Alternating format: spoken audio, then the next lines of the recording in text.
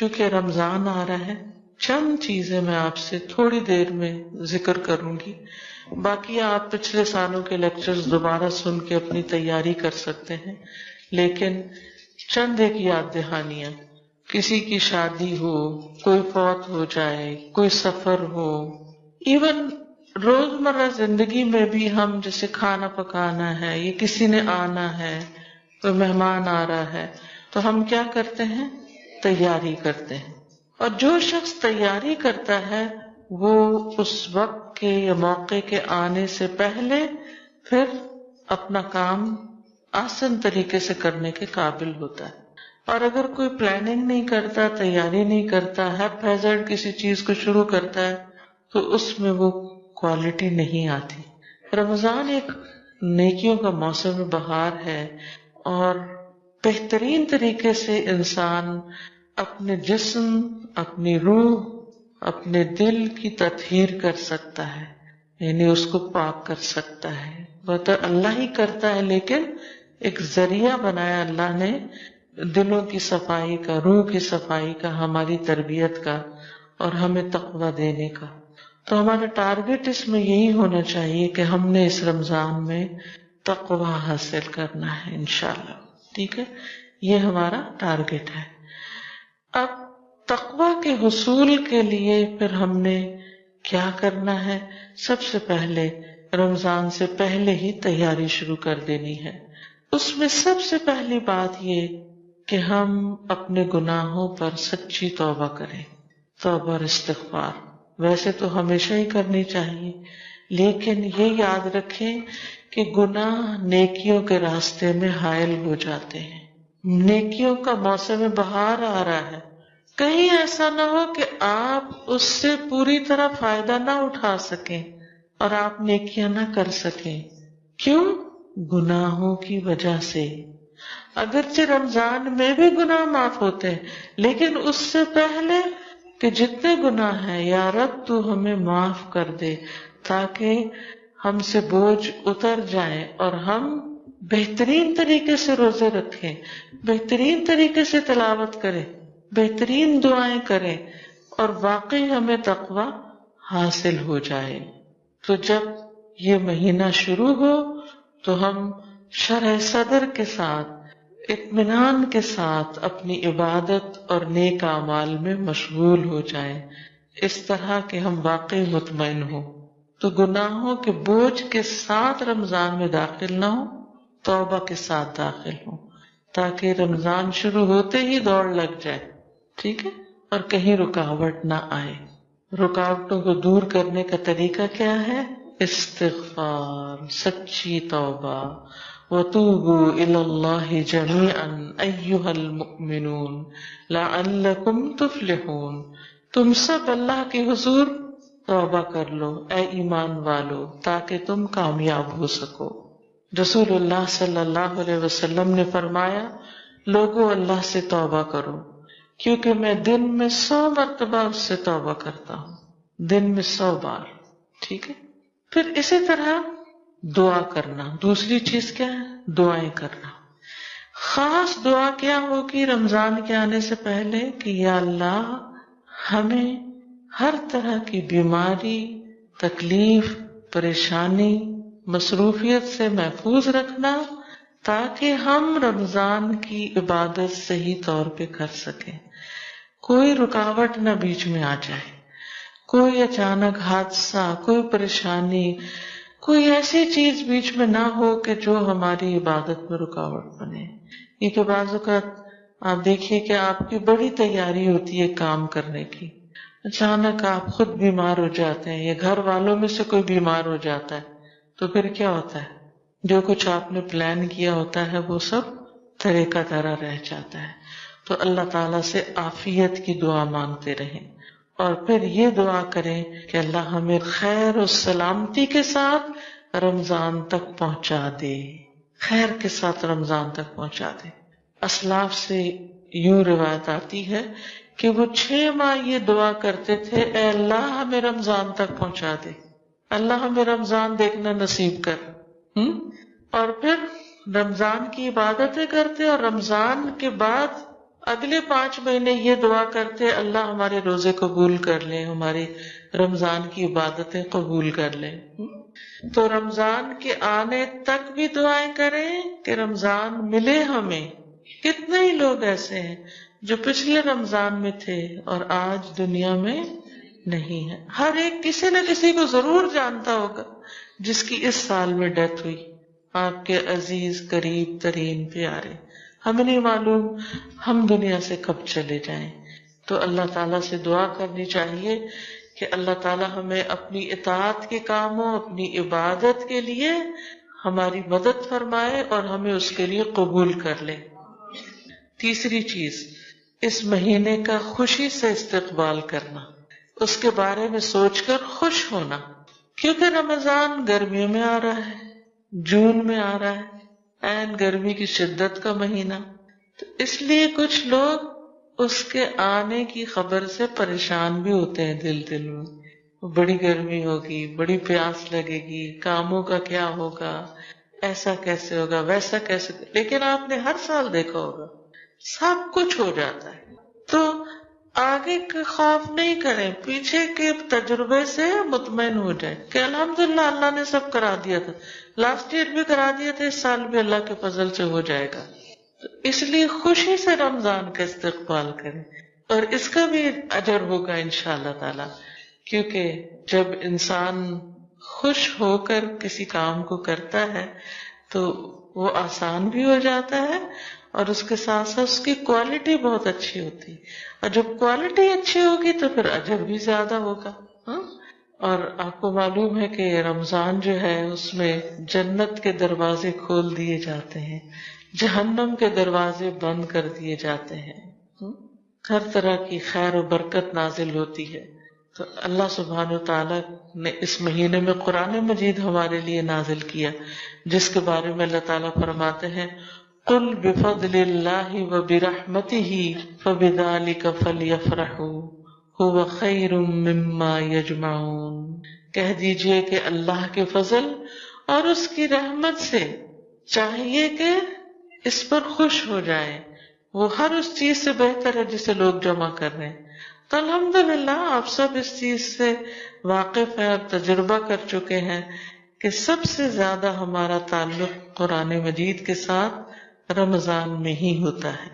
تو اس پر بھی ہمیں خوش ہونا چاہیے کہ جس چیز پر اللہ نے خوش ہونے کے لیے کہا وہ موقع آ رہا ہے خوش ہونے کا اور اللہ تعالیٰ کو خوش کرنے کا، کہ قرآن پڑھنے کا، سننے کا، غور و فکر کا، یاد کرنے کا، تلاوت کرنے کا اور زیادہ ہمیں موقع ملے گا. پھر اسی طرح چوتھی چیز، رمضان سے پہلے پچھلے روزے قضا کر لیں، کیونکہ جب سال پورا ہو جاتا ہے تو فریضہ بھی پورا ہو جانا چاہیے، اگلے سال کے لیے نہ چھوڑیں. ٹھیک ہے. ابو سلمہ کہتے ہیں کہ میں نے عائشہ رضی اللہ تعالی عنہا کو فرماتے ہوئے سنا کہ میرے اوپر رمضان کا روزہ لازم ہوتا، شعبان سے پہلے اس کی قضا کی توفیق نہ ہوتی. یحییٰ نے کہا کہ یہ نبی صلی اللہ علیہ وسلم کی خدمت میں مشغول رہنے کی وجہ سے تھا کہ ان کے قضا روزے پورے نہیں ہوتے تھے، لیکن وہ میک شور کرتی کہ اگلا رمضان شروع ہونے سے پہلے وہ اپنے چھوٹے ہوئے روزے مکمل کر لیں. ٹھیک ہے. تو شعبان میں پچھلے جو بھی مینسز وغیرہ کی وجہ سے، بچوں کی پیدائش کی وجہ سے روزے چھوٹے ہوں وہ اپنے پورے کر لیں، کیونکہ شعبان میں ویسے بھی نبی صلی اللہ علیہ وسلم اس میں کثرت سے روزے رکھا کرتے تھے. تو اس میں اگر قضا روزے رکھ لیے جائیں یا نفلی روزے رکھ لیے جائیں تو بہت ہی اچھا ہے. تو حضرت عائشہ رضی اللہ تعالی عنہا کی شعبان میں روزے رکھنے کی حرص سے یا توجہ سے یہ بات پتہ چلتی ہے کہ دوسرے رمضان کے آنے سے پہلے پہلے اپنا قرضہ چکا دینا چاہیے. جیسے حج پہ جاتے ہوئے ہم اپنے قرضے چکاتے ہیں نا، تو اسی طرح رمضان آنے سے پہلے بھی اپنا قرضہ چکا دینا چاہیے. پانچویں چیز، رمضان کے بارے میں علم حاصل کریں، خوب جانیں، روزوں کے احکام کا پتہ چلائیں، رمضان کی فضیلت کا پتہ چلائیں. اس کے لیے بہترین کتاب ہے شہر رمضان، رمضان کا مہینہ. وہ کتاب آپ میں سے ہر ایک کے گھر میں ہونی چاہیے، ہر شخص کے پاس اپنا پرسنل نسخہ ہونا چاہیے، اور اس میں پورے رمضان سے متعلق جو چیزیں ضروری ہیں ان کو جمع کر لیا گیا ہے. ان کو چاہے آپ نے پچھلے سال پڑھا ہو، اس سال پھر دوبارہ پڑھیں. کیوں دوبارہ؟ تاکہ ساری چیزیں تازہ ہو جائیں اور کوئی چیز رہ نہ جائے. جیسے ایک طالب علم امتحان دیتا ہے نا، تو وہ کیا کرتا ہے، آخر یعنی ساری رات بھی پڑھتا ہے، سارا سال بھی پڑھتا ہے، لیکن آخر میں پھر ایک دفعہ اندر جانے سے پہلے، انٹر ہونے سے پہلے ایگزامینیشن ہال میں دوبارہ موٹی موٹی باتیں پھر دوبارہ دیکھ لیتا ہے تاکہ کوئی چیز بھولے نہ. تو ہم بھی کچھ بھولے نہ اور ہر چیز اچھے طریقے سے کر سکے، اس کے لیے ہمیں اس کو پڑھ لینا چاہیے. اس کتاب کی خاص خصوصیت یہ کہ اس میں کرنے کے کام بتائے گئے ہیں، احادیث بیان کرنے کے بعد یہ کہ کرنا کیا کیا چاہیے. چھٹی چیز، رمضان کے آنے سے پہلے اپنے کاموں کو نپٹا لیں. کون سے کام؟ مثلا شاپنگ، گروسری سے متعلق، اپنا راشن دال چاول اکٹھے کر لیں، خاص طور پر بیسن وغیرہ جو آپ نے پکوڑے بنانے ہیں، کیونکہ اس کے بغیر تو ہمارے یہاں رمضان کا کانسیپٹ ہی نہیں ہے نا. لیکن یہ کہ اس سے ہم اپنے لیے بڑی مشکل کھڑی کرتے ہیں، کیونکہ کھانے میں تو مزہ آتا ہے لیکن اس کے بعد پیاس کا دور شروع ہوتا ہے جو روزے سے پہلے ہی ہوتی ہے، اور پھر اس میں مزید اضافہ ہو جاتا ہے. پھر جب ہم طالوت کی فوج کی طرح زیادہ پانی پی لیتے ہیں تو پھر تراویح پڑھنے کے لیے ہمیں مشکل ہو جاتی ہے. تو اس لیے ایسے کھانے تیار کریں، ہم خواتین خانہ ہیں اپنے لیے بھی اور اپنے بچوں اور گھر والوں کے لیے، جن جن کا روزہ ہم پہ ڈپینڈ کرتا ہے، ان سب کو ہم ہیلدی فوڈ کھلائیں تاکہ ان کا روزہ بھی اچھا گزرے اور ہم بھی سست نہ پڑے. تو یعنی ہر طرح کی تیاری، عید کے کپڑے بنا لیں، صفائی وغیرہ کر لیں، اور جو کام آپ کو رکاوٹ ڈالتے ہیں مختلف عبادتوں میں ان کو پہلے سے ہی نپٹا لیں. ساتویں چیز، گھر والوں کو، دوستوں کو، اپنے آس پاس کے لوگوں کو رمضان کے احکام بتائیں. یعنی اگر آپ قرآن پڑھی ہوئی ہیں، خاص طور پر درس دینا جانتی ہیں، تو اپنے قریبی حلقوں میں کچھ نہ کچھ اس کی تعلیم دیں. یعنی اپنے گھر میں خاص طور پر اپنے بچوں کو لے کر کیا کریں، وہ کتاب ان کے ساتھ بھی بیٹھ کے پڑھیں، ان کو احکام بتائیں. اور باقی لوگوں کو آپ کتابیں دے سکتے ہیں، جیسے یہاں پر اجازت نہیں ہے اور گھر میں درس کرنے کی، تو ایسا کام نہ کریں جو لا آف لینڈ کے خلاف ہو. لیکن آپ کیا کر سکتے ہیں کہ لوگوں کو کتابیں دے سکتے ہیں کہ جس سے وہ اپنے خود پڑھ کے، اپنے بچوں کے ساتھ پڑھ کے اس کی دہرائی کر لیں. ٹھیک.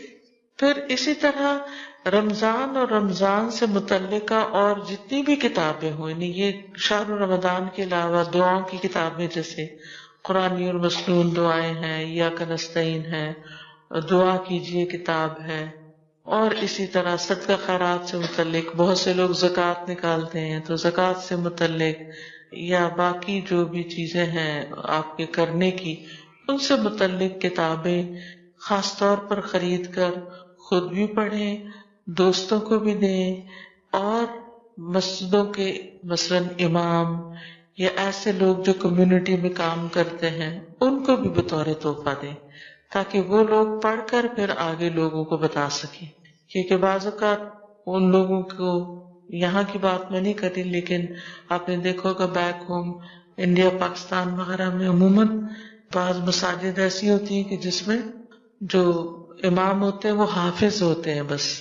تو حافظ، ان کو قرآن تو پورا زبانی یاد ہوتا ہے لیکن مسائل وغیرہ کا پتہ نہیں ہوتا. پھر لوگ رمضان کے مہینے میں آ کے طرح طرح کے مسئلے پوچھتے ہیں، تو پھر اس سے کیا ہوتا ہے کہ وہ بتا نہیں پاتے، یا بعض اوقات یعنی کہ درست رہنمائی نہیں ہو سکتی. تو ایسی جگہوں پر کتابیں پہنچانے کا اہتمام کریں. یہ صدقہ جاریہ کی بہترین قسم ہوگی. جو بھی پڑھے گا یا آپ کی کتاب سے سنے گا، وہ جو عمل کرے گا وہ سارا ثواب آپ کو بھی ملے گا. اس کے علاوہ بھی راشن وغیرہ کی تقسیم کریں، یعنی غریبوں میں کھانا وغیرہ. اگر یا تو رمضان میں روزانہ افطاری بھیجنے کا اگر آپ اہتمام کر سکتی ہیں تو ٹھیک، اگر نہیں تو سوکھا راشن جو ہے وہ آپ غریبوں میں بانٹیں. اور اگر آپ کے نزدیک کوئی غریب نہیں رہتا تو جو لوگ یہ کام کر رہے ہیں ان کو آپ اپنے حصے کا یعنی کہ کنٹریبیوشن دے سکتے ہیں کہ وہ لوگ آگے غریبوں میں راشن دے، کیونکہ یہ شہر المواسات ہے، ہمدردی کا مہینہ ہے. تو اس میں انسان کو صدقہ خیرات بھی خوب کرنا چاہیے. لیکن بعض اوقات ہم رمضان کا انتظار کرتے رہتے ہیں کہ رمضان شروع ہوگا تو صدقہ کریں گے. اب ہوتا کیا ہے کہ جو بیچارے غریب لوگ ہوتے ہیں وہ بعض اوقات آدھا رمضان گزر جاتا ہے اور ان تک چیز نہیں پہنچتی. تو اگر آپ ان کو کپڑا دینا چاہتے ہیں یا راشن دینا چاہتے ہیں یا کچھ بھی کرنا چاہتے ہیں تو ایسے کام بھی شعبان میں ہی نمٹانے کی کوشش کریں. وہ کھائیں گے جب رمضان میں تو ثواب مل جائے گا نا، یہ پہنیں گے رمضان میں تو ثواب مل جائے گا آپ کو. ٹھیک ہے. پھر اسی طرح شعبان کے مہینے میں اگر ہو سکے تو نفلی روزے وغیرہ رکھیں. حضرت عائشہ کہتی ہیں کہ رسول اللہ صلی اللہ علیہ وسلم نفل روزہ رکھنے لگتے تو ہمیں لگتا کہ اب آپ روزہ چھوڑیں گے نہیں، اور جب چھوڑ دیتے تو ہم سمجھتے کہ اب آپ رکھیں گے نہیں.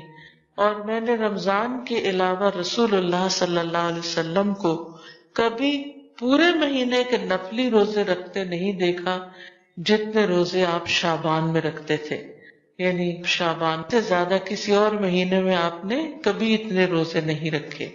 اسامہ بن زید کہتے ہیں میں نے عرض کیا اے اللہ کے رسول صلی اللہ علیہ وسلم، میں نے آپ کو کسی مہینے میں اتنے روزے رکھتے نہیں دیکھا جتنے آپ شعبان میں رکھتے ہیں. آپ نے فرمایا یہ وہ مہینہ ہے کہ لوگ اس سے غفلت کر جاتے ہیں، یہ رجب اور رمضان کے درمیان ہے، اور یہ وہ مہینہ ہے کہ اس میں رب العالمین کے ہاں انسانوں کے اعمال پیش کیے جاتے ہیں. یعنی ہمارے اعمال اللہ تعالیٰ کے سامنے پیش کیے جاتے ہیں، اور میں چاہتا ہوں کہ جب میرا عمل پیش ہو تو میں روزے سے ہوں. تو اس سے شعبان کے روزوں کی حکمت پتہ چلتی ہے کہ اس مہینے میں روزے رکھنے کی حکمت کیا ہے کہ اعمال کی پیشی ہوتی ہے. اور بعض علماء کہتے ہیں کہ رمضان کے روزے فرض ہیں تو شعبان میں آپ سنت روزے رکھتے ہیں، نفل روزے رکھتے ہیں. جو ایسے ہی ہے جیسے فرض نماز پڑھنے سے پہلے آپ کیا پڑھ رہے ہوتے ہیں؟ سنت میں پڑھ رہے ہوتے ہیں. ٹھیک ہے. اور 10ویں چیز ہے قرآن کی تلاوت. شعبان میں کیا کرنا ہے؟ قرآن کی تلاوت عام مہینوں سے زیادہ. میک شور کہ اگر جتنی آپ روزانہ روٹین میں کرتے ہیں اس کو بڑھا لیجیے لازمی طور پر. سلمہ بن کہیل کہتے ہیں کہ شعبان کے مہینے کو قرات کا مہینہ کہا جاتا ہے.